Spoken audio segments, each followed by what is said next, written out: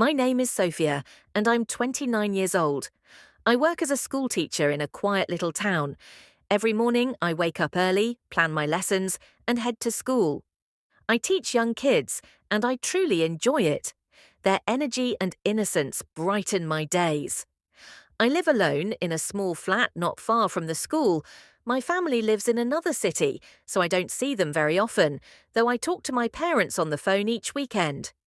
On Saturdays and Sundays, I enjoy simple pleasures, reading novels, sipping tea, and taking long walks. My life is calm and quiet. For years, I stayed single. I had dated a few men before, but the relationships never lasted. I wanted to meet someone genuine and gentle, but I was always scared of being hurt again. Then something changed. One morning, I got to school earlier than usual. As I walked into the staff lounge, I noticed someone new. Standing by the coffee machine was a man I hadn't seen before. He was tall, had dark brown hair, and a warm, inviting smile. "This is Ethan," said my co-worker Hannah. "He's the new teacher." Ethan turned toward me. "Hi, I'm Ethan. What's your name?" "I'm Sophia," I replied. He gave me a kind smile, and I smiled back, though I felt a little shy. From that day forward, I saw Ethan every day at school. He was witty, thoughtful, and caring. The kids liked him, and so did the other teachers. Sometimes he'd sit next to me at lunch. We'd talk about our students, our favourite books, and the things we like to do in our free time.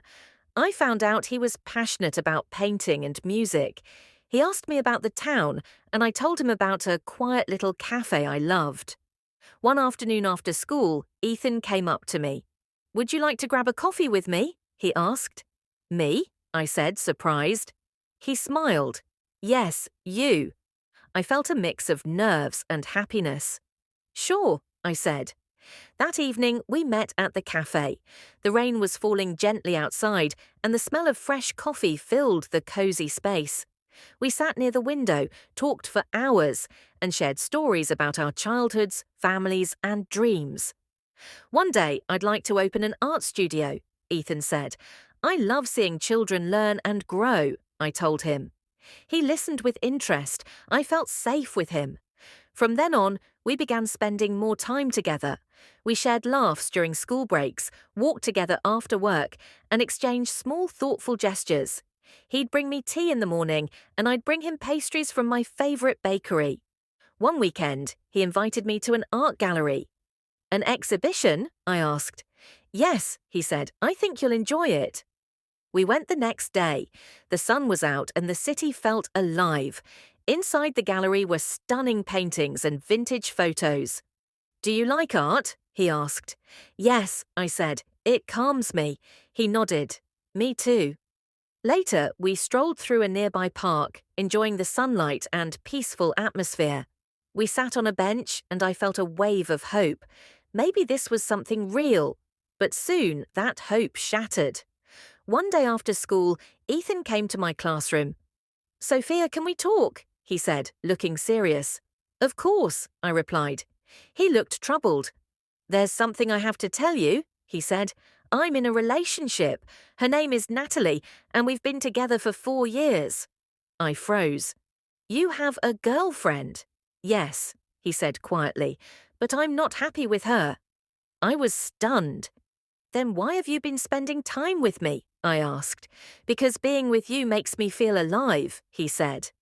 I looked down, heartbroken. I liked him so much, but this felt wrong. That night, I couldn't sleep. My mind raced with doubts and questions. Why didn't he tell me sooner? If he was unhappy, why was he still with Natalie? I didn't want to be part of someone else's secret. The next day, I avoided him. I needed space. That evening, while shopping for groceries, I heard a voice I recognized. I turned and saw Ethan with a woman. She was gorgeous, with long hair and fashionable clothes. They were laughing and looked close. That must be Natalie. I left quickly, my heart aching. He said he wasn't happy, but they looked so happy. That night, I asked myself, do I want to be someone's second option? The answer was clear, no. The next morning, I woke up determined. I couldn't stay involved with someone who was still attached to someone else. At school, Ethan approached me again. Sophia, why are you ignoring me? He asked. I saw you with Natalie, I said. You looked happy. He looked surprised. It's not what it seems. I don't love her anymore. Then you need to be honest with her, I said. But I won't be anyone's secret. His eyes filled with regret. I don't want to lose you. I care about you, Ethan, but I can't be part of this. He nodded slowly. I understand. I walked away.